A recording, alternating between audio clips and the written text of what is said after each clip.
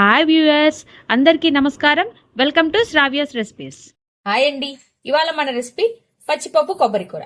అయితే ఈ రెసిపీ ఎలా చేయాలనేది చూద్దాం. మరి ఇక ప్రాసెస్ స్టార్ట్ చేద్దామండి. బాండి పెట్టుకొని ఆయిల్ పోసుకోండి. ఆయిల్ వేడి కింద తాలింపు గింజలు వేసుకుందామండి. ఒక స్పూన్ తాలింపు గింజలు, ఒక ఎండుమిరపకాయ చేసుకోండి. గోల్ షేడ్ వచ్చేదాకా వేయించుకుందామండి. మొత్తం కూడా గోల్ షేడ్ వచ్చేగానే ఉల్లిపాయలు, పచ్చిమిరపకాయలు కొంచెం ఆ పచ్చివాసన పోయేదాకా వేయించుకుందామండి మొత్తం కూడా. ఇప్పుడు కొంచెం కరివేపాకు వేసుకుందామండి. కొంచెం పసుపు వేసుకుందామండి. కొంచెం ఎక్కువ వేసుకోండి, కొబ్బరికి కూడా పట్టాలి కాబట్టి. రోజు వేసే దాని మీద కొంచెం వేసుకోండి.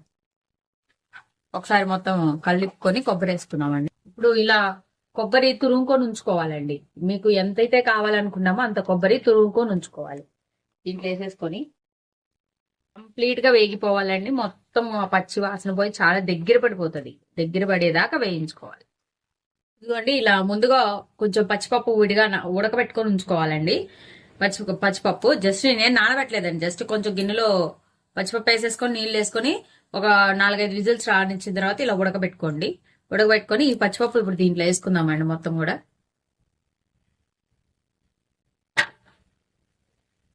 కలిపుకుందాం. కర్రీకి సరిపడా ఉప్పు వేసుకుందామండి. మొత్తం కూడా కొంచెం కారం, కొంచెం ధనియా పౌడర్, కొంచెం జీరా పౌడర్ తీసుకో, కొంచెం గరం మసాలా. మొత్తం కూడా ఇప్పుడు స్పైసెస్ అన్ని వేసుకున్నాం కాబట్టి కలుపుకుందామండి. ఇదంతా కూడా ప్రాసెస్ అంతా మీరు ఫ్లేమ్ ని సిమ్ లో పెట్టుకొని చేసుకోండి. హై ఫ్లేమ్ లో మాత్రం పెట్టుకోవద్దు, సిమ్ లో పెట్టుకొని చేసుకోండి. ఇప్పుడు లాస్ట్ లో కొంచెం కొత్తిమీర వేసుకుందామండి. మొత్తం కలిపుకుందాం.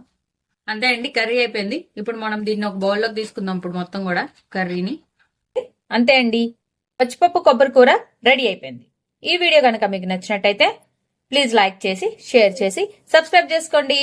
Thank you for watching Sravya's recipes.